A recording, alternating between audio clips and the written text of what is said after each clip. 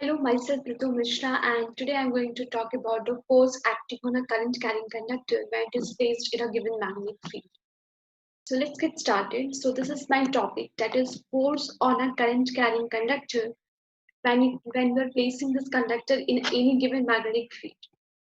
So for that, we'll start with the Oersted experiment. So by the Oersted experiment, we know that suppose I have taken a current carrying conductor here in this case, and I took a magnetic needle and I placed it near to this current carrying conductor.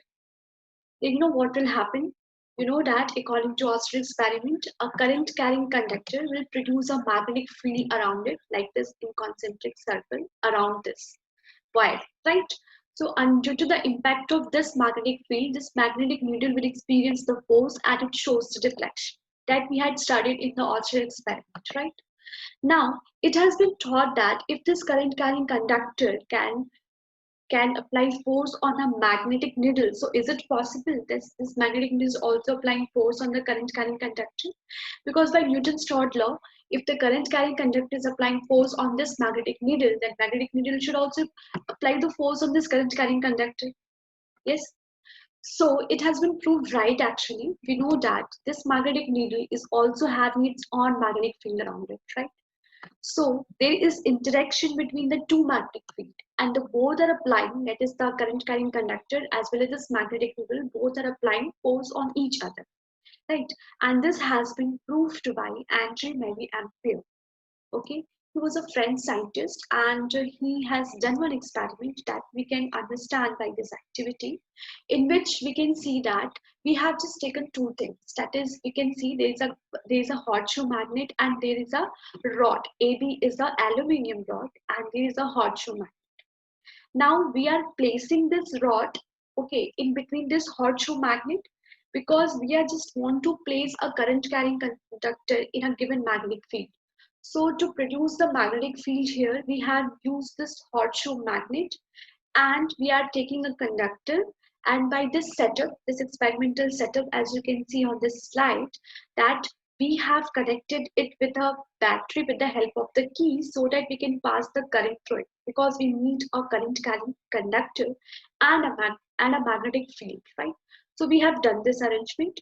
So after doing this, what we are doing, we are just if we just switch on this key, if then the current will pass through this AB. As you can see the direction of the current in this case, it will pass from B to A.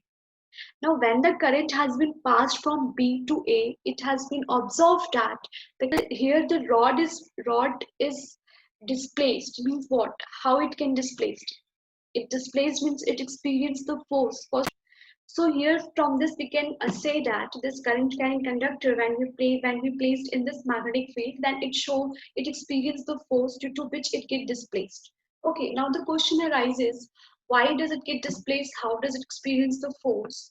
Okay, so to give the answer for this, we can see this in this horseshoe magnet, right? And we can see there is a two poles, that is North Pole and South Pole. So there will be a magnetic field. We can draw a magnetic field lines from north to south.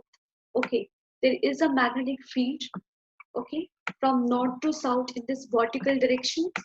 And since this rod is a current carrying conductor, so it is having its own magnetic field around it in a concentric manner, right? So you can see that there is an interaction between these two magnetic fields, right? Due to which a non-uniform magnetic field produced here. Okay, and so here the conductor get displaced towards the weaker magnetic field.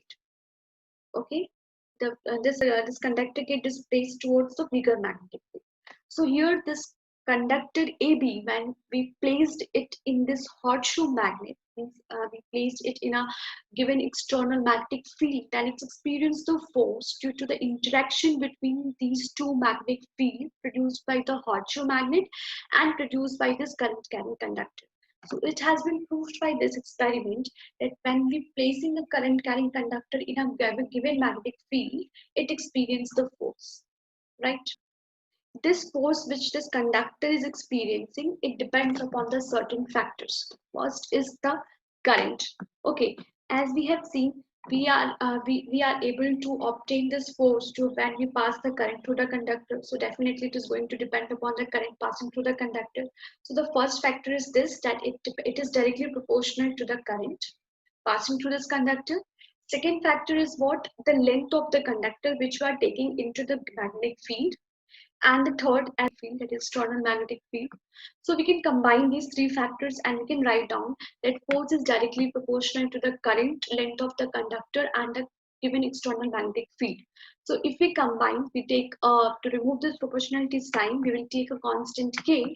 So we can say F is equal to KILP.